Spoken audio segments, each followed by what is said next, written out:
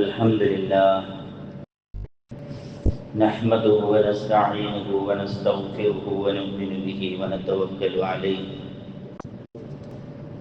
ونعوذ بالله من شرور أنفسنا ومن سيئات أعمالنا من يهده الله فلا مضل له ومن يضلل فلا هادي له أشهد أن لا إله إلا الله وحده لا شريك له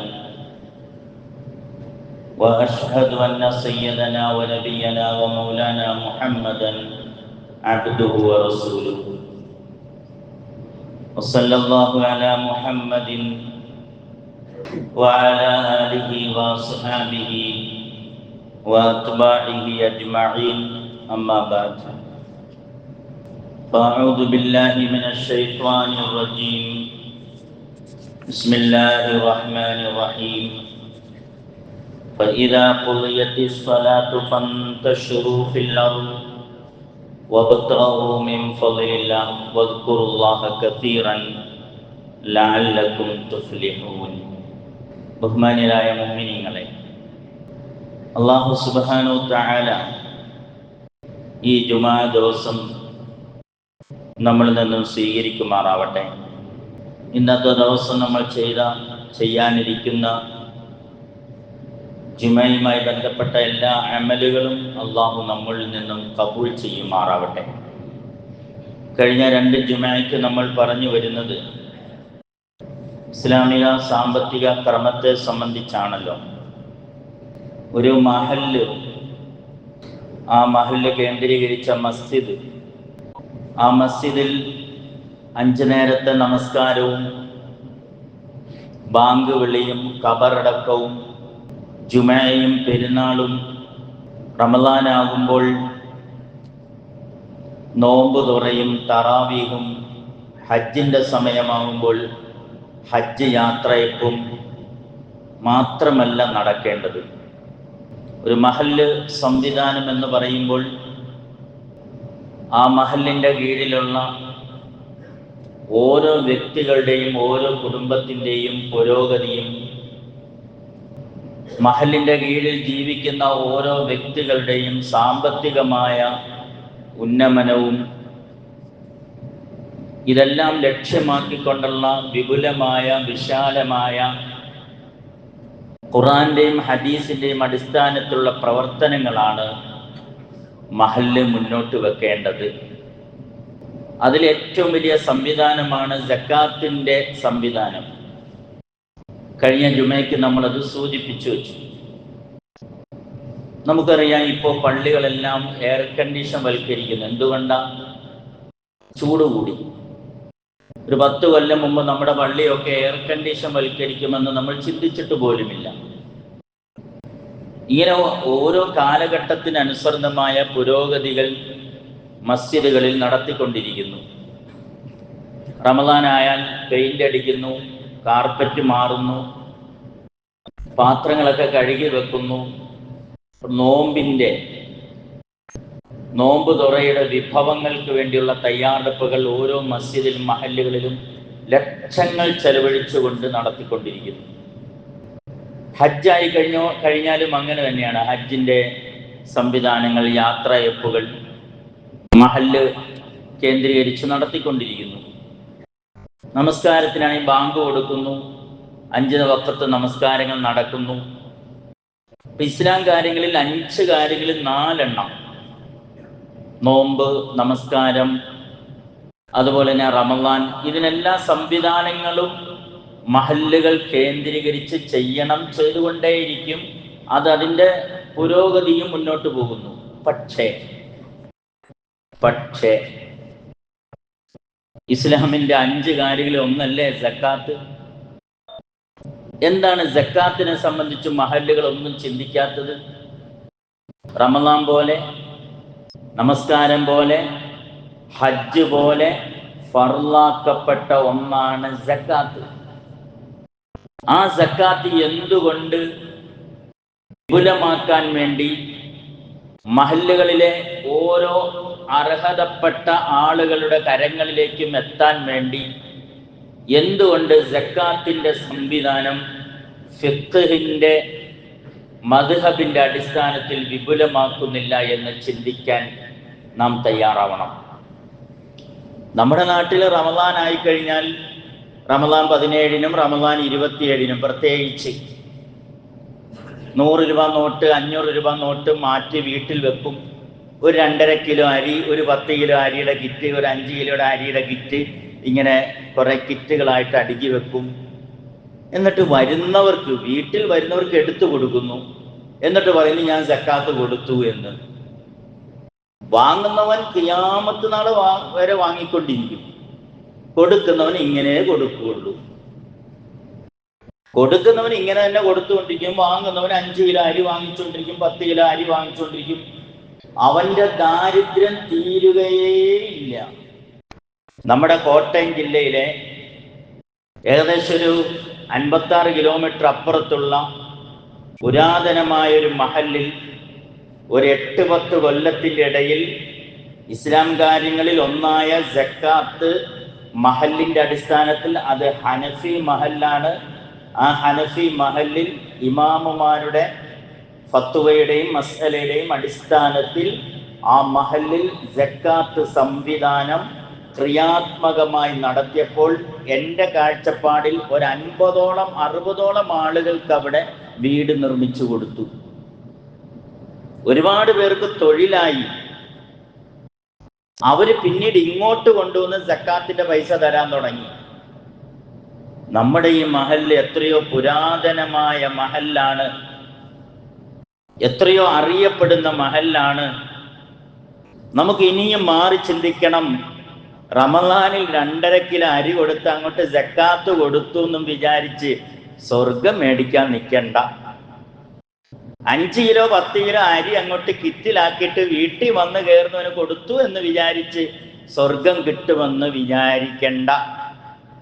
ഓരോ വർഷവും കണക്ക് നോക്കി, വരുമാനത്തിന്റെ കണക്ക് നോക്കി അതിന്റെ 2.5%. ഒരാളുടെ കയ്യിൽ 1 കോടി രൂപ ബാക്കിയുണ്ട്. ഉദാഹരണം, എല്ലാ ബാധ്യതയും തീർന്ന് 1 കോടി രൂപ അയാളുടെ കയ്യിൽ ബാക്കിയുണ്ട്. അതിന്റെ 2.5% എത്രയാണ്? 2.5 ലക്ഷം രൂപ. അങ്ങനെ 10 പേരുടെ കയ്യിൽ ഈ മഹല്ലിൽ 1 കോടി വെച്ച് 10 കോടി കണക്കാക്കിയാൽ എത്ര ലക്ഷം രൂപയായി? 1-2 വീട് പണിത് കൊടുത്തുകൂടെ? ആ 1 കോടി രൂപ ബാക്കിയുള്ളവൻ 2.5 കിലോ അരി കൊണ്ടുവന്ന് കൊടുത്താൽ അവന്റെ സക്കാത്ത് വീട് എന്നുള്ള ധാരണ ആർക്കെങ്കിലും ഉണ്ടെങ്കിൽ അത് പടച്ചവനെ കബളിപ്പിക്കലാണ് എന്ന് മാത്രം ഞാൻ ആമുഖമായി ഓർമ്മപ്പെടുത്തുകയാണ്. നമസ്കാരം ലൊഹറിന്റെ റക്അത്ത് എത്രയാണെന്ന് ഖുർആനിലുണ്ടോ? അസറിന്റെ റക്അത്ത് എത്രയാണെന്ന് ഖുർആനിലുണ്ടോ? ഇല്ല. ജുമയുടെ റക്അത്ത് എത്രയാണെന്ന് ഖുർആനിലുണ്ടോ? എന്നാൽ അത് വിശദീകരിക്കുന്ന ഹദീസാണ്. എന്നാൽ സക്കാത്ത് എത്ര കൊടുക്കണം, എത്ര അളവ് കൊടുക്കണം, ആർക്ക് കൊടുക്കണം, ആര് കൊടുക്കണം എന്ന് കൃത്യമായി ഖുർആൻ പറയുന്നുണ്ട്. നമസ്കാരത്തിന്റെ ചില ഷർത്തുകളും നമസ്കാരത്തിന്റെ ചില വാജിബാത്തുകളും ഫർളുകളും ഒന്നും കൃത്യമായി വിവരിക്കാത്ത ഖുർആൻ അത് ഹദീസ് കൊണ്ട് വിവരിച്ച് നമുക്ക് മുന്നോട്ട് തരുമ്പോൾ ഖുർആൻ നേർക്ക് നേരെ സക്കാത്ത് കൊടുക്കുന്നതിനെ സംബന്ധിച്ചും ദാരിദ്ര്യ നിർമാർജനത്തെ സംബന്ധിച്ചും വളരെ വിശദമായി തന്നെയാ പറയുന്നത്. ഖുർആനിൽ അഖീമുസ്സലാത്ത് എന്ന് 30 തവണ പറയുന്നുണ്ട്. നിസ്കരിക്കണേ, നിസ്കരിക്കണേ, നമസ്കാരം നിലനിർത്തണേ. അതിൽ 28 സ്ഥലത്തും അഖീമുസ്സലാത്ത വആതു സകാത്ത്, നിസ്കരിക്കുകയും വേണം, സക്കാത്ത് കൊടുക്കുകയും വേണം. വർഷം തന്റെ വരുമാനത്തിന്റെ കണക്ക് നോക്കി സക്കാത്ത് കൊടുക്കാത്തവൻ നമസ്കരിച്ചിട്ട് കാര്യമില്ല. ഖുർആനിൽ 28 സ്ഥലത്താണ് നിസ്കരിക്കണേ, സക്കാത്ത് കൊടുക്കണേ, നമസ്കരിക്കണേ, സക്കാത്ത് കൊടുക്കണേ, നമസ്കരിക്കണേ, സക്കാത്ത് കൊടുക്കണേ എന്ന് ആവർത്തിച്ച് പറയുന്നത്. എന്നിട്ട് റമദാനിൽ 5 കിലോ അരി കൊടുത്താൽ സക്കാത്ത് വീടുകയില്ല, സ്വർഗത്തിന് അർഹനായി തീരുകയില്ല. ഇങ്ങനെയൊക്കെ ദാരിദ്ര്യ നിർമാർജനത്തെ സംബന്ധിച്ച് വിപുലമായി വിശദമായി പരിശുദ്ധമായ ദീനുൽ ഇസ്ലാം നമുക്ക് പഠിപ്പിച്ചു തരുമ്പോൾ തൊഴിലിനും തൊഴിലാളിക്കും തൊഴിൽ മേഖലകൾക്കുമൊക്കെ വ്യാപകമായ അർത്ഥങ്ങളും ആശയങ്ങളും കൊടുത്ത മതമാണ് ഇസ്ലാം.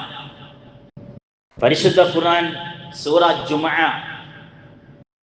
അതിലൊരായത്താണ് ഞാൻ ഓതി കേൾപ്പിച്ചത്. സത്യവിശ്വാസികളെ, ഫഇദാ ഖുളിയത്തിസ് സ്വലാത്ത്, ജുമുഅ നമസ്കാരം നിറവേറ്റിക്കഴിഞ്ഞാൽ ഫന്തശിറൂ ഫിൽ അർദ്, നിങ്ങൾ ഇറങ്ങിത്തിരിക്കുക, പള്ളിയുടെ അകത്തിനി ഇരിക്കണ്ടാന്ന്. ഫന്തശിറൂ ഫിൽ അർദ്, തൊഴിലില്ലാതെ പണിയില്ലാതെ പള്ളിക്കകത്തിരിക്കണ്ട. സലാം വീട്ടി സുന്നത്ത് നിസ്കാരം കഴിഞ്ഞ് ദുആഇ കഴിഞ്ഞാൽ പള്ളിയുടെ പുറത്തേക്ക് പൊയ്ക്കോണം. എന്തിനാ പള്ളിയുടെ പുറത്ത് പോകുന്നത്? വബ്തഗൂ മിൻ ഫളില്ലാഹ്, കച്ചവടം ചെയ്യാൻ, ബിസിനസ് ചെയ്യാൻ, പണിയെടുക്കാൻ, തൊഴിലെടുക്കാൻ. സൂറത്ത് ജുമുഅയിൽ പറയാണ്, നമസ്കാരം കഴിഞ്ഞ് നിങ്ങൾ തൊഴിലെടുക്കാൻ പോകണം. നിസ്കരിക്കണം, തൊഴിലെടുക്കണം. നമസ്കരിക്കണം, കച്ചവടം ചെയ്യണം. നമസ്കരിക്കണം, ബിസിനസ് ചെയ്യണം. അതുകൊണ്ടാണല്ലോ ഞാൻ നേരത്തെ പറഞ്ഞത്, ഒരു കച്ചവടക്കാരൻ, സത്യസന്ധനായ കച്ചവടക്കാരൻ നബിമാരോടൊപ്പം, സിദ്ദീഖീങ്ങളോടൊപ്പം, ശുഹദാക്കളോടൊപ്പമാണ് സ്വർഗത്തിലെന്ന് അള്ളാഹുവിന്റെ റസൂൽ സല്ലല്ലാഹു അലൈഹി വസല്ലം സൂചിപ്പിച്ചത്. മെയ് ദിനം നമ്മൾ നമ്മുടെ രാജ്യത്ത്, ലോകത്ത് ആചരിക്കപ്പെടുന്നു. എങ്ങനെയാണ് ഈ മെയ് ദിനം ഉണ്ടായത്? 1886 അക്കാലഘട്ടം വരെ തൊഴിലാളികൾക്ക് തൊഴിലാളികളുടേതായ അവകാശങ്ങൾ ഉണ്ടായിരുന്നില്ല. 10 മണിക്കൂറും 15 മണിക്കൂറും ഒട്ട 20 മണിക്കൂറും. എന്നാൽ ഉറങ്ങാൻ വിടാതെ, ഭക്ഷണം കഴിക്കാൻ വിടാതെ അടിമകളെ പോലെ പണിയെടുപ്പിച്ചിരുന്നൊരു കാലഘട്ടം ലോകമെമ്പാടുമുണ്ടായിരുന്നു. തൊഴിലാളികൾ മടുത്തു. അതുകൊണ്ട് 1886 ഷിക്കാഗോയിൽ തൊഴിലാളികളെല്ലാം രംഗത്തിറങ്ങി. റോഡിൽ നിറഞ്ഞു തൊഴിലാളികൾ. അവർ തൊഴിലുകൾ നിർത്തിവെച്ച്, ഫാക്ടറികൾ പൂട്ടിവെച്ച്, മെഷീനുകൾ ഓഫാക്കി, എല്ലാം ഓഫ് ചെയ്ത് തൊഴിലാളികൾ ഫാക്ടറികളിൽ നിന്നും, കൃഷിയിടങ്ങളിൽ നിന്നും, മുതലാളിമാരുടെ കേന്ദ്രങ്ങളിൽ നിന്നും തൊഴിലാളികൾ ഷിക്കാഗോയിലെ തെരുവീതികളിൽ ഇറങ്ങി സമരം ചെയ്തു. അവരുടെ സമരത്തിന് പ്രധാനപ്പെട്ട ആവശ്യം എന്തായിരുന്നു? 8 മണിക്കൂറിൽ കൂടുതൽ പണിയെടുപ്പിക്കരുത് എന്നോ. അങ്ങനെയാണ് ലോകം മുഴുവനും അംഗീകരിച്ചു കൊടുത്തു. 8 മണിക്കൂർ വേല ചെയ്യണം, പണിയെടുക്കണം, ബാക്കി 8 മണിക്കൂർ വിശ്രമിക്കണം, അടുത്ത 8 മണിക്കൂർ ഉറങ്ങണം. 8 8 16 8 24 മണിക്കൂർ. 8 മണിക്കൂർ പണിയെടുക്കാവുള്ളൂ. 8 മണിക്കൂർ മനുഷ്യൻ കുടുംബത്തിന്റെ കൂടെ കഴിയണം, ഭാര്യയുടെയും മക്കളുടെയും കൂടെ കഴിയണം, യാത്ര ചെയ്യണം, ഭക്ഷണം കഴിക്കണം, വിശ്രമിക്കണം. ബാക്കി 8 മണിക്കൂർ അവൻ കിടന്നുറങ്ങണം. അങ്ങനെയാണ് 8 മണിക്കൂർ തൊഴിൽ അനുവദിച്ചു കൊടുത്തത്. അങ്ങനെയാണ് മെയ് ദിനം ഉണ്ടായത്. 64 രാജ്യങ്ങളിൽ അന്ന് അനുവദിച്ചു കൊടുത്തു എന്നാണ്. വിപ്ലവ ദിനം എന്നാണ് പറയുന്നത്. ഇസ്ലാം തൊഴിലിനും തൊഴിലാളിക്കും വലിയ പ്രാധാന്യം നൽകുന്നു എന്ന് ഇവിടെ സൂചിപ്പിക്കുകയുണ്ടായി. വ്യാപകമായ തൊഴിൽ, ഹലാലായ തൊഴിൽ, ഹറാമായ മുഴുവൻ തൊഴിലുകളെയും പണികളെയും ജോലികളെയും നിങ്ങൾ മാറ്റിവെച്ചുകൊണ്ട് ഇസ്ലാം അനുവദിക്കുന്ന ഹലാലായ തൊഴിലിന്റെ മാർഗം നിങ്ങൾക്ക് അന്വേഷിക്കാം. നമുക്കറിയാമല്ലോ, ഈ അടുത്ത ദിവസം എൻ്റെ വീട്ടിലേക്ക് ഒരാൾ കയറി വന്നു. ചിരട്ട എടുക്കാനുണ്ടോ എന്ന് ചോദിച്ചു.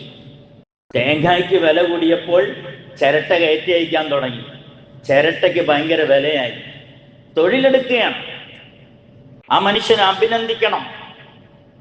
ചിരട്ടയ്ക്ക് വില കൂടിയപ്പോൾ ചിരട്ട ഓരോ വീടുകളിലും കയറി ഇറങ്ങി ആ മനുഷ്യൻ വാങ്ങിച്ചെടുത്ത് അത് മൊത്ത വിലയ്ക്ക് എടുക്കുന്നു. അതൊരു തൊഴിലാണ്. നമുക്കറിയാം, ഈ റബ്ബർ മേഖലകളിൽ, കിഴക്കൻ മേഖലകളിൽ ഈ റബ്ബർ വെട്ടുന്ന കത്തി വിൽക്കുന്ന ആളുകളുണ്ട്. എന്തൊരു ചെറിയ തൊഴിലാണ്. റബ്ബർ വെട്ടുന്ന കത്തി വിൽക്കാൻ നടക്കുകയാണ്. ഇനി കത്തി വിൽക്കുന്നവരെ കൂടാതെ കത്തിക്ക് മൂർച്ച വെക്കാനുണ്ടോ എന്ന് ചോദിക്കുന്നുണ്ട്. അത് തൊഴിലാണ്. അവനെ അല്ലാഹു റസൂൽ അഭിനന്ദിച്ചിരിക്കുകയാണ്. കാരണം അവര് ഹറാമായ വഴിയിലൂടെ പോയില്ലല്ലോ, നിഷിദ്ധമായ വഴിയിലൂടെ പോയില്ലല്ലോ. നമ്മളൊന്ന് ശ്രദ്ധിക്കുക. നിഷിദ്ധമായ ഹറാമായ വഴിയിലൂടെ പോയാൽ ലക്ഷങ്ങളും കോടികളും ഉണ്ടാക്കാം. വെറുതെ വീട്ടിലിരുന്നാൽ മതി, ലക്ഷങ്ങളും കോടികളും സമ്പാദിക്കാം. പക്ഷെ നേരെ വാ നേരെ പോ എന്നുള്ള ഹലാലായ വഴിയിലൂടെ നോക്കിയാൽ ഒരു ദിവസം 500 രൂപ മതി, ആ 500-ൽ ബറക്കത്തുണ്ടാവും എന്നുള്ള കാര്യത്തിൽ സംശയമില്ല. രണ്ടാമത്തെ വിഷയം, തൊഴിലിൽ വ്യവച്ഛേദനം പാടില്ല. തൊഴിലിൽ തൊഴിലാളികളെ വ്യവച്ഛേദിച്ച് കാണരുത്. ഏത് തൊഴിലെടുക്കുന്നവരോടും നീതി പുലർത്തണമെന്നാണ് ഇസ്ലാം പഠിപ്പിക്കുന്നത്. നമ്മൾ ചില ആളുകൾ ആ തൊഴിലിന്റെ പേരിൽ അവരെ മാറ്റി നിർത്തപ്പെടുന്ന, മഹല്ലിൽ മാറ്റി നിർത്തപ്പെടുന്ന സാഹചര്യം ഉണ്ടാവരുത്. ഉദാഹരണം എന്താണ്? ബാർബർ ഷോപ്പ് നടത്തുന്നവർ. നല്ല തൊഴിലല്ലേ? നമ്മുടെ ഉള്ളിൽ എന്തോ ഒരു ചിരി വരുന്നുണ്ട്. ഈ മൊയ്ലിയാർ എന്തൊക്കെയായി കയറി പറയുന്നത്, പുള്ളിക്ക് വേറെ പണിയൊന്നുമില്ല, മെമ്പറിൽ കയറി എന്ന് പറയാ. പക്ഷേ ഒരു തൊഴിലിന്റെ പേരിലും ഒരു മനുഷ്യനെയും വ്യവച്ഛേദിക്ക് കാണരുത് എന്നോ പഠിപ്പിക്കുന്ന മതമാണിത് ഇസ്ലാം എന്ന് പറയുന്നത്. ഓരോരുത്തർക്കും ഓരോ തൊഴിലിന്റെ മഹാത്മ്യവും മഹത്വവും നൽകിയിട്ടുണ്ട്. ഒരു മഹല്ലിൽ നിന്നും ഒരു പ്രദേശത്തിൽ നിന്നും അവരെ മാറ്റി നിർത്തരുത്. അത്തരം കുടുംബങ്ങളൊന്നും കല്യാണം കഴിക്കൂല. അത് ആ കുടുംബമാണ്, അവിടുന്ന് കല്യാണം കഴിക്കരുത്. ആരാ പറഞ്ഞത്? ആരാ ഉണ്ടാക്കിയത്? ഇസ്ലാമിൽ ജാതി ഉണ്ടാക്കിയത് ആരാണ്? ഹനഫി എന്ന് പറയുന്നൊരു ജാതിയൊന്നുമല്ല, ഷാഫി എന്ന് പറയുന്നൊരു ജാതിയൊന്നുമില്ല. ഹനഫിക്കാരൻ ജാതിയും ഷാഫിക്കാരനോട് മിണ്ടരുത്, ഷാഫിക്കാരൻ ഹനഫിയോട് മിണ്ടരുത്. ഞങ്ങളുടെ നാട്ടില് കോട്ടയത്ത് നിന്ന് ഒരു ഷാഫിയായ ഒരു പെണ്ണിനെ ഒരു ഹനഫിയായ അണ്ണൻ കല്യാണം കഴിച്ചുകൊണ്ട് വന്നു. ഒരു 50 കൊല്ലം മുമ്പ്, ഒരു 55 കൊല്ലം മുമ്പ് ആ അണ്ണന് കുറച്ച് നാളത്തേക്ക് പുറത്തേക്ക് ഇറങ്ങി നടക്കാൻ പറ്റാണ്ടായി. ഷാഫി പെണ്ണിനെ കല്യാണം കഴിച്ചുകൊണ്ട് വന്നു. ഈ നാട്ടിലുണ്ടോയെന്ന് എനിക്ക് അറിയില്ല കേട്ടോ. പണ്ട് 50-55 കൊല്ലം മുമ്പ് അണ്ണൻ കാക്കാടെ മോളെ കല്യാണം കഴിക്കരുന്നുള്ള ഒരു ധാരണ, അങ്ങനെ ഒരു ജാതി വ്യവസ്ഥയും വർഗ വ്യവസ്ഥയൊന്നും ഇസ്ലാമിലില്ല. തൊഴിലിന്റെ പേരിലോ മദ്ഹബിന്റെ പേരിലോ, അല്ലെങ്കിൽ ഹനഫി എന്നോ അല്ലെങ്കിൽ ഷാഫി എന്നോ ലബ്ബ എന്നോ അല്ലെങ്കിൽ ബാർബർ ഷോപ്പ് നടത്തുന്ന ആളെന്നോ ഇങ്ങനെ ഒന്നും വ്യവച്ഛേദനം ഇസ്ലാമിൽ ഇല്ല എന്ന് അത് പറയാനുള്ള തൻ്റെ ഇടം വേണം. ഞാൻ പറയുന്ന അള്ളാഹുവിന്റെ ഖുർആൻ, എൻ്റെ മുമ്പിൽ ഇരിക്കുന്ന പരിശുദ്ധ ഖുർആൻ മുന്നിൽ വെച്ചുകൊണ്ടാണിത്. അതുകൊണ്ട് മഹലിൽ ആർക്കും അവകാശമുണ്ട് എന്ന് പഠിപ്പിച്ച മതം തൊഴിലിന്റെ പേരിൽ വ്യവച്ഛേദനം പാടില്ല. അതുപോലെ തന്നെ ഭൂമി എന്തിനുള്ളതാണ്? ഭൂമി തരിശു ഭൂമിയാക്കിയിടാനുള്ളതല്ല. മഹാനായ ഉമർ റളിയല്ലാഹു തആല അൻഹുവിന്റെ കാലഘട്ടത്തിൽ തരിശു ഭൂമിയാക്കിയിടുന്ന, അതായത് കൃഷി ചെയ്യാതെ, ഒന്നില്ലെങ്കിൽ സ്വയം കൃഷി ചെയ്യണം അല്ലെങ്കിൽ പാട്ടത്തിന് കൊടുക്കണം. സ്വയമേ കൃഷി ചെയ്യുക അല്ലെങ്കിൽ പാട്ടത്തിന് കൊടുക്കുക. ഇത് സ്വയമേ കൃഷിയും ചെയ്യുകയില്ല, പാട്ടത്തിന് കൊടുക്കുകയില്ല, ഫ്രീ ആയിട്ട് തരിശു ഭൂമിയായിട്ടിടുന്ന ഭൂമിയെ മഹാനായ ഉമർ റളിയല്ലാഹു അൻഹു, ഖലീഫ ഉമർ റളിയല്ലാഹു അൻഹു പിടിച്ചെടുക്കുമായിരുന്നു. പിടിച്ചെടുത്തിട്ട് പാവങ്ങൾക്ക് കൃഷി ചെയ്യാൻ വേണ്ടി ഉമർ റളിയല്ലാഹു അൻഹു കൊടുക്കുമായിരുന്നു. 1 ഏക്കർ വാങ്ങിച്ചിടുക, 2 ഏക്കർ വാങ്ങിച്ചിടുക, 3 ഏക്കർ വാങ്ങിച്ചിടുക, എന്നിട്ട് വേലി കെട്ടുക, ചുറ്റിനും മതിൽ കെട്ടുക. ഒരു പൂച്ചേനെയും കടത്തൂല, ഒരു കോഴിയും കടത്തൂല. അതങ്ങനെ കടന്നോട്ടെ, വില കൂടുമ്പോൾ വിൽക്കാൻ, വില കൂടുമ്പോൾ വിറ്റോളൂ, അതിനൊന്നും ഇസ്ലാം തടസ്സമല്ല. പക്ഷേ ഭൂമി തരിശു ഭൂമിയാക്കി ഇടുന്നതിനെ മഹാനായ ഉമർ റളിയല്ലാഹു അൻഹുവിന്റെ ഖിലാഫത്ത് കാലഘട്ടത്തിൽ വിലക്കിയിരുന്നു എന്നുള്ളതാണ്. ഞാൻ നേരത്തെ സൂചിപ്പിച്ചു, വലൗ ബസത്തല്ലാഹു റിസ്ഖൻ ലബഗൂ ഫിൽ അർദ് വലാകിൻ യുനസ്സിലു ബിഖദരി മാ യശാ. അല്ലാഹു എല്ലാവർക്കും ഒരേപോലെ സ്വത്ത് കൊടുക്കൂല. ചിലർ അള്ളാഹു ഖത്തീബന്മാരാക്കുന്നു, ഖത്തീബായിട്ട് ആരെങ്കിലും വേണ്ടേ?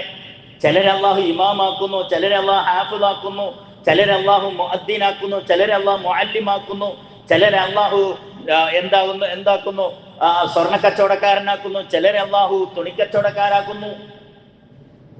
ഇങ്ങനെ ഓരോ മേഖലകളിൽ പണിയെടുക്കാനുള്ള, തൊഴിലെടുക്കാനുള്ള മാനസിക അവസ്ഥയിലാണ് പടച്ച തമ്പുരാൻ ഓരോരുത്തരെയും സൃഷ്ടിക്കുന്നത് എന്ന് പരിശുദ്ധ ഖുർആൻ നമ്മെ ഓർമ്മപ്പെടുത്തുന്നുണ്ട്. മറ്റൊരായത്ത് സൂചിപ്പിച്ചിരുന്നു, നമ്മുടെ നാട്ടിലെ, നമ്മുടെ രാജ്യത്തെ പണം ഒരു വിഭാഗം ആളുകളുടെ കൈകളിൽ മാത്രം ഉണ്ടാവാനുള്ളതല്ല. അതിൻ്റെ ഒരു ചെറിയ കണക്ക് പറയാൻ, രാജ്യത്ത് കുറച്ച് സമ്പന്നന്മാരുടെ കയ്യിൽ മാത്രം പണം, 1000 കോടി രൂപ ഒരാളുടെ കയ്യിൽ, 6000 കോടി രൂപ വേറൊരാളുടെ കയ്യിൽ, 14,000 കോടി രൂപ മറ്റൊരാളുടെ കൈകളിൽ, അങ്ങനെ ചില ആളുകളുടെ കൈകളിൽ മാത്രം കടന്ന് കറങ്ങാനുള്ളതല്ല പണം. അത് സാധാരണക്കാരുടെ ഇടയിലേക്കും ഇറങ്ങണമെന്ന് പരിശുദ്ധ ഖുർആൻ പറയുന്ന ഒരു കണക്കുണ്ട്. നമ്മുടെ രാജ്യത്തിന്റെ കണക്കെടുപ്പ് നോക്കിയപ്പോൾ 10% ആളുകളുടെ കയ്യിൽ ഈ രാജ്യത്തിലെ 80% പണമുണ്ടെന്നാണ്. ഈ രാജ്യത്തിലെ 10% ആളുകളുടെ കൈകളിൽ 80% പണമുണ്ട്. ബാക്കി 20% പണമോ ആരുടെ കയ്യിലാണ്? ബാക്കിയുള്ള 80% ആളുകളുടെ കൈകളിലാണ്. ഈ രാജ്യത്ത് 70% ആളുകളും പട്ടിണി കിടക്കുന്നവരാണ്.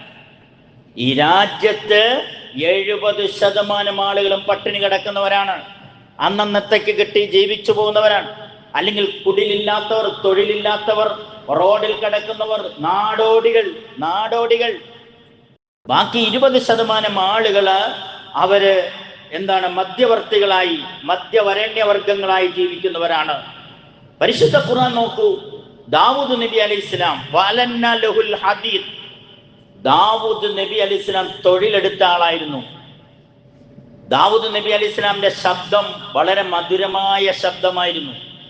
ദാവൂദ് നബി അലൈഹിസ്സലാം സ്വർഗത്തിൽ എത്തുമ്പോൾ തൗറാത്തും ഇഞ്ചീലും പരിശുദ്ധമായ ഖുർആനും ഒക്കെ പാരായണം ചെയ്ത് കേൾപ്പിക്കും. ആ ദാവൂദ് നബി അലൈഹിസ്സലാം പണിയെടുത്ത് ജീവിച്ച ആളാണ്. വഅലന്ന ലഹുൽ ഹദീദ്. ദാവൂദ് നബി അലൈഹിസ്സലാമിന് അല്ലാഹു ഇരുമ്പിനെ മൃദുവാക്കി കൊടുത്തു എന്നാണ്. ദാവൂദ് നബി അലൈഹിസ്സലാം വലിയ ഇരുമ്പിന്റെ കമ്പി ഇങ്ങോട്ട് എടുത്തു കഴിഞ്ഞാൽ തുണി പിഴിയുന്നതിൽ പിഴിയുമായിരുന്നു ഖുർആൻ. ഈ ഖുർആനില് വഅലന്ന ലഹുൽ ഹദീദ്. ദാവൂദ് നബി അലൈഹിസ്സലാമിന് ഇരുമ്പ് മൃദുവാക്കി കൊടുത്തു. ഒരു തുണി പിഴിയുന്നതിലെ പിഴിയുമായിരുന്നു. ഒരു ഇരുമ്പ് എടുത്തു കഴിഞ്ഞാൽ ഏത് ആകൃതിയിലും ഏത് രൂപത്തിലും അദ്ദേഹത്തിന്റെ കൈകളെ കൊണ്ട് കരവിരുതുകൾ ഉണ്ടാക്കുമായിരുന്നു. അനഅമൽ സാബിഖാത്തിൻ വഖദ്ദിർ ഫിസ്സർ വഅമലു സാലിഹാ ഇന്നി ബിമാ തഅമലുന ബസീർ. സൂറത്ത് സബ 10-ാമത്തെ ആയത്ത്. ഈ ഇരുമ്പ് ഉപയോഗിച്ച് നീ പടയങ്കികൾ ഉണ്ടാക്കുക. ഈ ഇരുമ്പ് ഉപയോഗിച്ച് എന്തും നീ നിർമ്മിക്കുക എന്നോ പരിശുദ്ധ ഖുർആനിൽ ദാവൂദ് നബി അലൈഹി സ്വലാമിനോട് പറഞ്ഞിരുന്നു. അപ്പോൾ ദാവൂദ് നബി അലൈഹി സ്വലാം ഇരുമ്പ് കച്ചവടക്കാരനായിരുന്നു. ഖുർആനാണിത്. ഇരുമ്പ് കച്ചവടക്കാരനായിരുന്നു. ഇനി ഇമാം മുസ്ലിമിന്റെ ഹദീസ്. ഖുർആൻ കഴിഞ്ഞാൽ ബുഖാരിയാണ്, ബുഖാരി കഴിഞ്ഞാൽ മുസ്ലിമാണ്. ഇമാം മുസ്ലിമിന്റെ ഹദീസ് കാന സക്കരിയ അലൈഹിസ്സലാം നജ്ജാറ. സക്കരിയ നബി അലൈഹിസ്സലാം ആശാരിയായിരുന്നു. ഇങ്ങോട്ട് നോക്കിയ കോട്ടയം ജില്ലയിൽ ഒരു 30 കൊല്ലം മുമ്പ് മുസ്ലിമായൊരു ആശാരിനെ കിട്ടുമായിരുന്നു. എൻ്റെ ഓർമ്മയിലില്ല. എൻ്റെ നിങ്ങളുടെയൊക്കെ വീട് ഓടിടാനും കഴുക്കോല് പണിയാനും ആശാരി എന്ന് പറയുന്നൊരു വർഗം ഉണ്ടായിരുന്നു നമ്മുടെയൊക്കെ രാജ്യത്ത്, നമ്മുടെ നാട്ടിൽ. പക്ഷേ ആശാരിയായി ഖുർആൻ പരിചയപ്പെടുത്തുന്ന ആരെയാ? ഹദീസ് പരിചയപ്പെടുത്തുന്ന ആരെയാ? കാന സക്കരിയ നജ്ജാറൻ. സക്കരിയ നബി അലൈഹിസ്സലാം ആശാരിയായിരുന്നു. മഹാനായ ഇമാം ഗസ്സാലി റഹിമഹുല്ലാഹ് പറയുന്നുണ്ട് അദ്ദേഹത്തിന്റെ യഹ്യാ ഉലൂമുദ്ദീൻ, ഒരു നാട്ടിൽ എല്ലാ തൊഴിലും എടുക്കുന്ന മുസ്ലിങ്ങൾ വേണമെന്നാണ്. എല്ലാ തൊഴിലും എടുക്കുന്ന മുസ്ലിം സമൂഹത്തിലെ ആളുകൾ വേണം. പ്ലംബർമാർ മുസ്ലിം സമൂഹത്തിൽ വേണം. ഇലക്ട്രീഷ്യന്മാർ മുസ്ലിം സമൂഹത്തിൽ വേണം. വണ്ടി പണി നടത്തുന്നവർ മുസ്ലിം സമൂഹത്തിൽ നിന്ന് വേണം. മുസ്ലിം സമൂഹം എപ്പോഴും വേറൊരു പണി എടുക്കുന്നവർ അങ്ങനെയല്ല. എല്ലാ തൊഴിലും എടുക്കുന്നവർ ഈ ഉമ്മത്തിൽ നിന്ന് വേണമെന്ന് 800-900 കൊല്ലങ്ങൾക്ക് മുമ്പ് മഹാനായ ഇമാം ഗസ്സാലി റഹിമഹുല്ലാഹ് അദ്ദേഹത്തിന്റെ ഇഹ്യാ ഉലൂമുദ്ദീൻ എഴുതി വെച്ചിട്ടുണ്ട്. നമ്മുടെ നാട്ടിൽ ധാരാളം തൊഴിലുകളുണ്ടല്ലോ. ഈ തൊഴിലുകളൊക്കെ പഠിക്കണം. നമ്മുടെ മക്കൾ പഠിക്കണം. കേവലം എഞ്ചിനീയർമാരാകാൻ പോവുക, അല്ലെ എല്ലാവരും ഡോക്ടർമാരാകാൻ പോവുക. എന്താ മോനെ നിനക്കാവണ്ടേ? എനിക്ക് ഡോക്ടർ ആവണം. നിനക്ക് എന്താവണം? എനിക്ക് എഞ്ചിനീയർ ആവണം. നിനക്ക് എന്താവണം? പൈലറ്റ് ആവണം. ഇന്ന് മദ്രസ ചെന്ന് കുട്ടികളോട് ചോദിച്ചാൽ 3-4 തൊഴിലിന്റെ പേരാണ് പറയുന്നത്. എനിക്ക് ആശാരി ആവണം എന്ന് പറയുന്ന മക്കളുണ്ടോ? ഓ ആശാരി, അങ്ങനെ നമ്മൾ ചിന്തിക്കരുത്. കാരണം അത് സക്കരിയ നബി അലൈഹി സ്വലാമിന്റെ ജോലിയായിരുന്നു എന്ന് ഖുർആൻ പഠിപ്പിക്കുകയാണ്. അല്ലാഹുവിന്റെ റസൂൽ സല്ലല്ലാഹു അലൈഹി വസല്ലമ തങ്ങളുടെ അടുക്കൽ ഒരു സഹാബി വന്നിട്ട് പറഞ്ഞു, നബി എനിക്ക് എന്തെങ്കിലും തരണോന്ന് പറഞ്ഞു. അദ്ദേഹം ഇങ്ങനെ യാചിക്കുകയായിരുന്നു. ആ സഹാബി തന്നെ പറയാണ്, നബി എനിക്ക് തന്നു. വീണ്ടും ഞാൻ ചോദിച്ചു, അപ്പോഴും നബി എനിക്ക് തന്നു. മൂന്നാമത് ഞാൻ ചോദിച്ചു, അപ്പോഴും നബി എനിക്ക് തന്നു. നാലാമത് ഞാൻ ചോദിക്കാൻ വേണ്ടി പോയപ്പോൾ അല്ലാഹുവിന്റെ റസൂൽ സല്ലല്ലാഹു അലൈഹി വസല്ലമ പറഞ്ഞു, നീ പണിയെടുത്ത് ജീവിക്കടോ, നീ പണിയെടുത്ത് ജീവിക്കുക.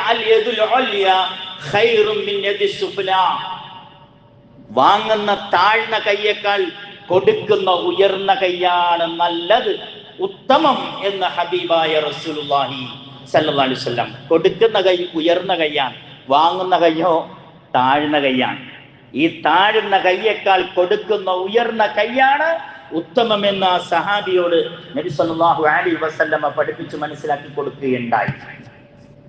ദാവൂദ് നബി അലൈഹിസ്സലാമിനെ കുറിച്ച് അള്ളാഹുവിന്റെ റസൂല് പരിചയപ്പെടുത്തിയത് ഇങ്ങനെയാണ്: ഏറ്റവും നല്ല ഭക്ഷണം, ഏറ്റവും ബറക്കത്തുള്ള ഭക്ഷണം, ഐശ്വര്യമുള്ള ഭക്ഷണം, സ്വന്തം അധ്വാനിച്ച് പണിയെടുത്ത് കഠിനാധ്വാനം ചെയ്ത് അതിൽ നിന്ന് കിട്ടുന്ന വരുമാനത്തിൽ നിന്ന് വാങ്ങിക്കഴിക്കുന്ന ഭക്ഷണമാണ് ഏറ്റവും ബറക്കത്തുള്ള ഭക്ഷണമെന്ന് നബിയുനാ റസൂലുള്ളാഹി സല്ലല്ലാഹു അലൈഹി വസല്ലം. എന്നിട്ട് നബി തങ്ങൾ പറഞ്ഞു, കാന ദാവൂദ് അലൈഹിസ്സലാം, ദാവൂദ് നബി അലൈഹിസ്സലാം സ്വന്തം കൈകൊണ്ട് അധ്വാനിച്ച് പണിയെടുത്ത് കിട്ടുന്ന കൂലിയിൽ നിന്നും വാങ്ങിച്ച ഭക്ഷണമല്ലാതെ ഒരാള് സൗജന്യമായി കൊടുത്ത ഭക്ഷണം കഴിച്ചിട്ടേയില്ല. കഴിക്കണ്ടെന്നല്ല, ഒരാൾ സൗജന്യമായി കൊടുത്ത ഭക്ഷണം കഴിക്കാം, ഒരാൾ വിളിച്ചു കൊണ്ടുപോയി തരുന്ന ഭക്ഷണം കഴിക്കാം, കല്യാണ വീട്ടിലെ ഭക്ഷണം കഴിക്കാം. പക്ഷെ ദാവൂദ് നബി അലൈഹിസ്സലാം സൗജന്യമായി ഒരു ഭക്ഷണം കഴിച്ചിട്ടില്ല. അദ്ദേഹം വായിൽ എന്തെങ്കിലും ഒരു ഉരുള ആഹാരം വെച്ചിട്ടുണ്ടോ? സ്വന്തം കൈകൊണ്ട് അധ്വാനിച്ച് പണിയെടുത്ത് കിട്ടിയ ആ കൂലിൽ നിന്നും വാങ്ങിച്ച ഭക്ഷണമല്ലാതെ അദ്ദേഹം കഴിച്ചിട്ടില്ല എന്ന് നബി മുഹമ്മദ് മുസ്തഫ സല്ലല്ലാഹു അലൈഹി വസല്ലമ പഠിപ്പിക്കുകയാണ്. നോക്കുക, ഒരു സഹാബി, നമുക്കറിയാം സഹാബി ആരാണെന്ന്. ആ സഹാബി നല്ലോണം പണിയെടുക്കുന്ന ആളായിരുന്നു. പണിയെടുത്ത് അദ്ദേഹത്തിന്റെ കൈകൾ ഇങ്ങനെ തഴമ്പിച്ച് നല്ല കനപ്പെട്ട കൈകളായിരുന്നു. നമുക്കറിയാം തടി പിടിക്കാൻ പോകുന്ന ആളുകൾ, ഈ തടി പിടിക്കുമ്പോൾ നല്ല ഇരുമ്പിന്റെ കയറ് പിടിച്ച് കൈയൊക്കെ തഴമ്പിച്ചിരിക്കുന്ന ചില ആളുകളെ നമുക്ക് കാണാം. ആ സഹാബിയുടെ കൈ തഴമ്പിച്ച് കാരിരുമ്പ് പോലെ ഇരിക്കുകയായിരുന്നു. അള്ളാഹുവിന്റെ റസൂൽ സല്ലല്ലാഹു അലൈഹി വസല്ലമയുടെ മൃദുലമായ, പട്ടിനേക്കാൾ മൃദുലമായ ആ കൈകൾ, നബി തങ്ങളുടെ കൈകൾ, ആ കാരിരുമ്പ് പോലെയുള്ള കൈകളിൽ പിടിച്ചിട്ട് ഇങ്ങനെ പറഞ്ഞു, ഈ കൈ സ്വർഗത്തിന്റെ കൈയാണ് എന്ന്. ആ കൈ ഉയർത്തി കാണിച്ചിട്ട് പറഞ്ഞു, ഇദ്ദേഹം സ്വർഗത്തിലാണ്, ഇത് സ്വർഗത്തിന്റെ കൈയാണ് എന്ന് നബി തങ്ങൾ സല്ലല്ലാഹു അലൈഹി വസല്ലമ ആ കൈ ഉയർത്തി കാണിച്ചിട്ട് പറഞ്ഞു എന്ന് ഹദീസിൽ കാണാൻ കഴിയുന്നുണ്ട്. മഹാനായ റസൂലുള്ളാഹി സ്വല്ലല്ലാഹു അലൈഹി വസല്ലം പണിയെടുത്തിട്ടില്ലേ? നബി തങ്ങൾ ജോലി ചെയ്തിട്ടുണ്ട്, തൊഴിലെടുത്തിട്ടുണ്ട്. നബി സല്ലല്ലാഹു അലൈഹി വസല്ലമയുടെ 20-25 വയസ്സ് കാലഘട്ടങ്ങളിൽ ഖദീജ ബീവി റളിയല്ലാഹു അൻഹയുടെ കീഴിൽ പണിയെടുത്തിട്ടുണ്ട്. വിദേശ രാജ്യങ്ങളിൽ പോയിട്ടുണ്ട്. ഖദീജ റളിയല്ലാഹു അൻഹ വലിയ സമ്പന്നയായ സ്ത്രീയായിരുന്നു, വലിയ മുതലാളിയായിരുന്നു. ആ മുതലാളിയായ സമ്പന്നയായ ഖദീജ ബീവി റളിയല്ലാഹു അൻഹയുടെ കീഴിൽ അല്ലാഹുവിന്റെ റസൂൽ ഒരു സ്റ്റാഫായിരുന്നു. ഖദീജയുടെ സ്റ്റാഫായിരുന്നു മുഹമ്മദ് മുസ്തഫ സല്ലല്ലാഹു അലൈഹി വസല്ലം. അങ്ങനെയാണ് ഖദീജ ബീവിയുമായിട്ടുള്ള കല്യാണമൊക്കെ നിക്കാഹൊക്കെ നടന്നത് എന്ന് നമുക്ക് ചരിത്രമൊക്കെ അറിയാവുന്നതാണ്. നബി തങ്ങൾ ഒരിക്കൽ പറഞ്ഞു, എല്ലാ നബിമാരും ആട് മേയിച്ചിട്ടുണ്ട്, ആടിനെ വളർത്തിയിട്ടുണ്ട്, എല്ലാ നബിമാരും ആട് വളർത്തിയിട്ടുണ്ടെന്ന്. ആദം നബി അലൈഹിസ്സലാം മുതൽ നൂഹ് നബി അലൈഹിസ്സലാം, സാലിഹ് നബി അലൈഹിസ്സലാം, യാക്കൂബ് നബി അലൈഹിസ്സലാം തുടങ്ങിയിട്ടുള്ള 1.25 ലക്ഷം നബിമാർ ആട് മേയിച്ചിരുന്നു, ആടിനെ വളർത്തിയിരുന്നു, ആടിന്റെ വരുമാനം കൊണ്ട് ജീവിച്ചിരുന്നു. ഇത് കേട്ടപ്പോ ഒരു സഹാബി ചോദിച്ചു, അന്തയാ റസൂലല്ലാഹ്, അങ്ങും ആടിനെ മേയിച്ചിട്ടുണ്ടോ? അതെ, എന്റെ 10ാമത്തെയും 12ാമത്തെയും 13ാമത്തെയും വയസ്സിൽ ഏതെങ്കിലും ഒരു മുതലാളിയുടെ വീട്ടിലെ ആടിനെയും കൊണ്ട് ഞാൻ മരുഭൂമിയിലൂടെ നടന്നിട്ടുണ്ട്. ഞാനും ഒരു ആട്ടിടയനായിരുന്നു. ആടുകളെ കൊണ്ട് മരുഭൂമിയിലൂടെ ഞാൻ സഞ്ചരിച്ചിട്ടുണ്ട്. എന്നിട്ട് വൈകിട്ട് കിട്ടുന്ന ആ തുച്ഛമായ ആ കൂലി കൊണ്ടാണ് ഞാൻ ജീവിച്ചിരുന്നത് എന്ന് മഹാനായ റസൂലുള്ളാഹി സ്വല്ലല്ലാഹു അലൈഹി വസല്ലമ തങ്ങൾ ആ സഹാബികളുടെ ചോദ്യത്തിന് ഉത്തരമായി പറയുകയുണ്ടായി. നോക്കുക, തൊഴിലുകൾ, കച്ചവടങ്ങളിൽ നമ്മൾ ഒരിക്കലും ചതി പാടില്ല. വളരെ ശ്രദ്ധിക്കേണ്ട കാര്യമാണ്. ഞങ്ങൾ ഈ ആലിമിങ്ങള് ദർസിലൊക്കെ, അറബി കോളേജിലൊക്കെ പഠിക്കുമ്പോൾ ഫിഖ് പഠിക്കാറുണ്ട്. പ്രധാനമായിട്ട് ഫിഖിന്റെ ഗ്രന്ഥങ്ങൾ, ബൃഹത്തായ ഗ്രന്ഥങ്ങൾ, 1000-10,000 പേജുകളുള്ള ഇവിടെ ആലിമ്യങ്ങൾ ഇരിപ്പുണ്ട്. ചോദിച്ചു നോക്കൂ. എന്നാൽ ഏറ്റവും കൂടുതൽ പേജ് ഏത് വിഷയം പഠിപ്പിക്കുന്നതിലാണെന്ന് അറിയോ? നിസ്കാരത്തിന്റെ വിഷയം പഠിപ്പിച്ചതിലല്ല ഫിഖിന്റെ ഏറ്റവും കൂടുതൽ പേജ് ഉള്ളത്. നോക്ക്, റമളാനിന്റെ വിഷയങ്ങൾ പഠിപ്പിച്ചതല്ല ഫിഖ്ഹിൽ ഏറ്റവും കൂടുതൽ പേജുകൾ ഉള്ളത്. ഹജ്ജിന്റെ വിഷയങ്ങൾ പഠിപ്പിച്ചതിലല്ല ഫിഖ്ഹിന്റെ ഏറ്റവും കൂടുതൽ പേജുകൾ ഉള്ളത്.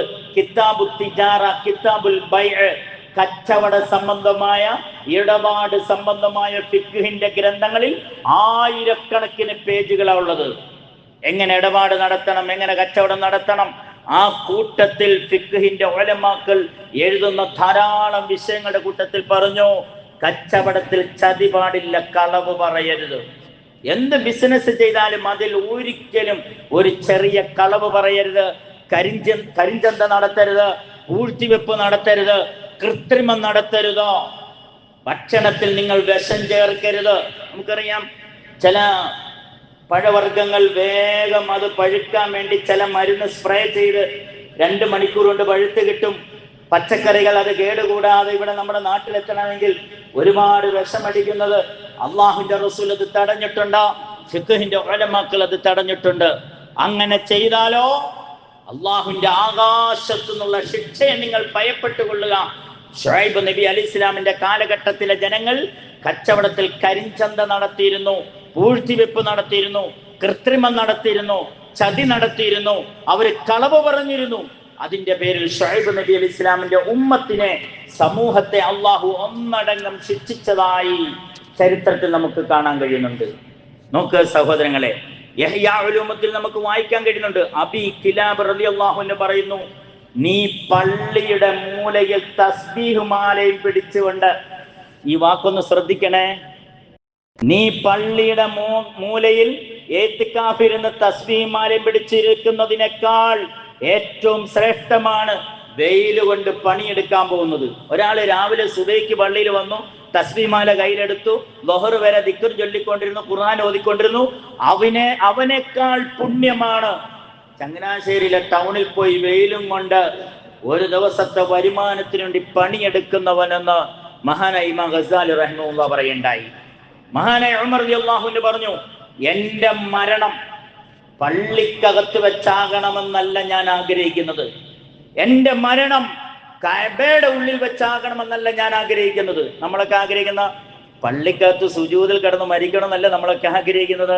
പറ്റുമെങ്കിൽ ഹജറുൽ അസ്വദിനെ കെട്ടിപ്പിടിച്ചിരിക്കുന്ന സമയത്ത് മരിക്കണമെന്നല്ല ആഗ്രഹിക്കുന്നത്. അല്ല, ഉമർ റളിയല്ലാഹു അൻഹു പറഞ്ഞു എന്താണെന്നറിയോ, എന്റെ മരണം എന്റെ കുടുംബത്തിന് വേണ്ടി നടു റോഡിൽ നിന്ന് അധ്വാനിക്കുന്ന സ്ഥലത്ത് വെച്ച് മരിക്കണമെന്നാണ് ഞാൻ ആഗ്രഹിക്കുന്നത് എന്ന് മഹാനായ ഉമർ റളിയല്ലാഹു അൻഹു പറഞ്ഞതായി അദ്ദേഹത്തിന്റെ ചരിത്രങ്ങളിൽ രേഖപ്പെടുത്തുന്നുണ്ട്. സഹോദരങ്ങൾ, എല്ലാ വെള്ളിയാഴ്ച നടക്കുന്ന ഈ കളക്ഷനിൽ എല്ലാവരും പ്രത്യേകം സഹകരിക്കണമെന്ന് ഓർമ്മപ്പെടുത്തുകയാണ്. മഹാനായ അനസ് റളിയല്ലാഹു അൻഹു 10 കൊല്ലം നബി തങ്ങളുടെ വീട്ടിലെ സെർവന്റ് ആയിരുന്നു. നബി തങ്ങൾ സല്ലല്ലാഹു അലൈഹി വസല്ലമയുടെ ഖാദിമായിരുന്നു, സെർവന്റ് ആയിരുന്നു. 10 കൊല്ലം നബി തങ്ങളുടെ വീട്ടിൽ അനസ് റളിയല്ലാഹു അൻഹു പണിയെടുത്തു. എന്നിട്ട് അനസ് റളിയല്ലാഹു അൻഹു പറയാണ്, ഒരു തൊഴിലാളിയായിട്ടല്ല നബി എന്നെ കണ്ടത്.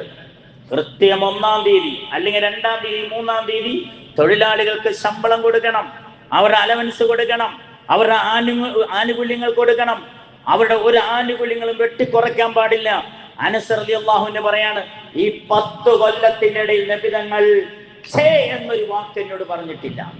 10 കൊല്ലത്തിനിടയിൽ ഛേ എന്ന് പറഞ്ഞിട്ടില്ല. ചെയ്ത കാര്യത്തിന് നീ എന്തിന് ചെയ്തു എന്നോ, ചെയ്യാത്ത കാര്യത്തിന് നീ എന്തിന് ചെയ്തില്ല എന്ന് പോലും നബി തങ്ങൾ എന്നോട് ചോദിച്ചിട്ടില്ല എന്ന് മഹാനായ അനസ് റളിയല്ലാഹു തആല അൻഹു പറഞ്ഞാൽ നമുക്ക് കാണാൻ കഴിയും. മഹാനായ അബൂബക്കർ റളിയല്ലാഹു അൻഹു തുണിക്കച്ചവടക്കാരനായിരുന്നു. മഹാനായ അബൂ ഹനീഫ റഹിമഹുല്ലാഹ്, ഹനഫി മദ്ഹബിന്റെ ഇമാം അല്ലേ, ഹനഫി മദ്ഹബിന്റെ ഇമാം, അദ്ദേഹത്തെ ഇങ്ങനെ പള്ളിയുടെ മുന്നിലൂടെ നടന്നു പോകുന്ന ആളുകൾ വിശേഷിപ്പിച്ചത് പള്ളിയുടെ ഉള്ളിലെ തൂണ് എന്നാണ്. ഹനഫി മദ്ഹബിന്റെ ഇമാമായ അബൂ ഹനീഫ റഹിമഹുല്ലാഹയെ വിശേഷിപ്പിച്ചത് പള്ളിയുടെ ഉള്ളിലെ തൂണ് എന്നാണ്. കാരണം എപ്പം നോക്കിയാലും പള്ളിക്കകത്തിരുന്ന് ഇങ്ങനെ കിതാബ് നോക്കി, ഖുർആൻ നോക്കി മസ്അലകൾ കണ്ടുപിടിക്കുന്ന ജോലിയായിരുന്നു. ആ ജോലിയോടൊപ്പം അദ്ദേഹത്തിന് ഹലാലായ ഒരു വരുമാനം ഉണ്ടായിരുന്നു. അദ്ദേഹം തുണി ബിസിനസ്സുകാരനായിരുന്നു.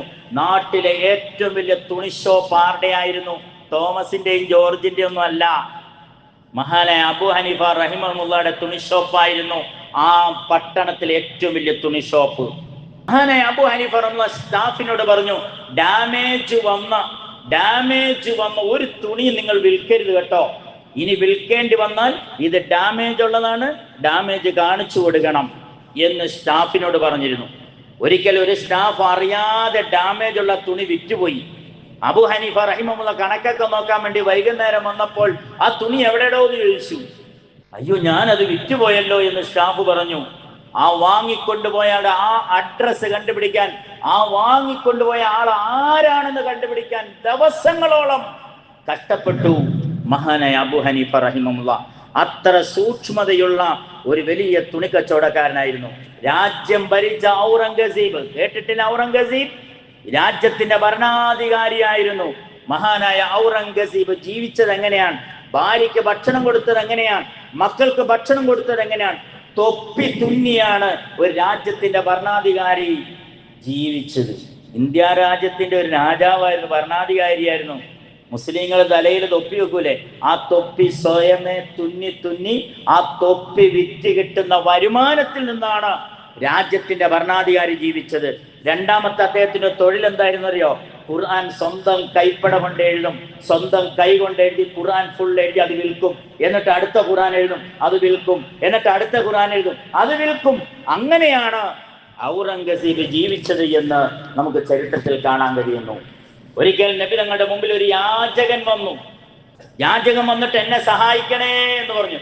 നോക്കൂ, നല്ല തണ്ടും മിടുക്കുമുള്ളവനാണ്, നല്ല ആരോഗ്യമുണ്ട്, കാലിന് കുഴപ്പമില്ല, കയ്യിന് കുഴപ്പമില്ല, കണ്ണിന് കുഴപ്പമില്ല, ഓടാനും നടക്കാനും ഒക്കെ കഴിയും. ആ മനുഷ്യൻ പള്ളിയുടെ മുമ്പിൽ വന്ന് യാചിക്കാൻ തുടങ്ങി. നബി സല്ലല്ലാഹു അലൈഹി വസല്ലം അദ്ദേഹത്തെ അടുത്തേക്ക് വിളിച്ചു. കയ്യിൽ വല്ലതും ഉണ്ടോ എന്ന് ചോദിച്ചു. ഒന്നുമില്ല എന്ന് പറഞ്ഞു. വീട്ടിലെന്താ ഉള്ളത്? ഒരു പാത്രമുണ്ട്, അത് എടുത്തുകൊണ്ടിരാൻ പറഞ്ഞു. എടുത്തുകൊണ്ട് വന്ന് ലേലം വിളിച്ചു. അത് 3 ദിർഹമിന് ലേലത്തിന് പോയി. പള്ളിയിൽ യാചിക്കാൻ വന്ന ആളെ പഠിപ്പിക്കുകയാണ് നബിതങ്ങൾ.